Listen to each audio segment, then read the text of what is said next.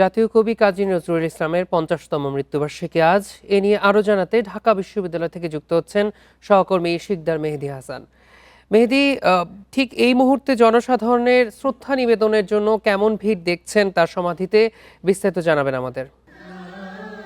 দেখুন, দেশের জাতীয় কবি, দ্রোহের কবি, প্রেমের কবি, বিদ্রোহের কবি, কবি কাজী নজরুল ইসলাম, কে জানে না তার সম্পর্কে।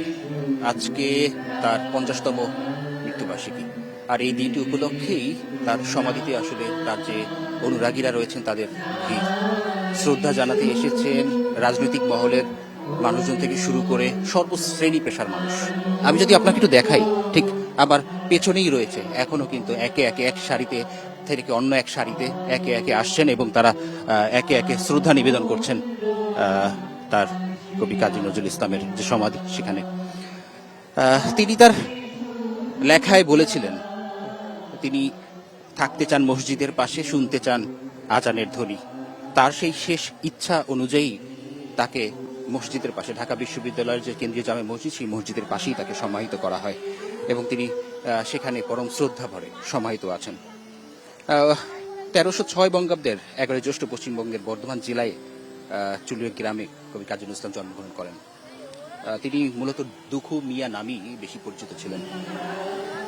শৈশব থেকেই কঠিন দারিদ্রতার মোকাবেলা করে করে তিনি আজকে এই পর্যায়ে, এবং সাহিত্যের এমন কোনো অঙ্গন নেই যে অঙ্গনে তিনি পদার্পণ রাখেননি। বিশেষ করে বিদ্রোহের যে কবি, বিদ্রোহের যে গান, বিদ্রোহের যে ধ্বনি, সেই ধ্বনিতে আজও বিভিন্ন ধরনের আন্দোলন সংগ্রামে সবার আগে কবি কাজী নজরুল ইসলামকেই আমরা স্মরণ করি। তার লেখনী, তার ঝংকার এখনো আমাদের কানে বাঁধে। মাত্র ২৩ বছর বয়সে তিনি যে সৃষ্টি দিয়েছেন তার মধ্যে রয়েছে কবিতা, গান, উপন্যাস, গল্প, নাটক, প্রবন্ধ সহ নানা ক্ষেত্র। বিশেষ করে সাম্য, মানবতা, প্রেম, স্বাধীনতা এবং অন্যায়ের বিরুদ্ধে যার যে প্রতিবাদের যে শক্তিশালী বার্তা, সেটি আমরা সবসময় দেখতে পাই। বিশেষ করে ব্রিটিশ বিরোধী আন্দোলনেও তার কবিতা ও গান মানুষের মধ্যে প্রতিরোধের যে চেতনা জাগিয়েছিল সেটি আজও স্মরণীয়।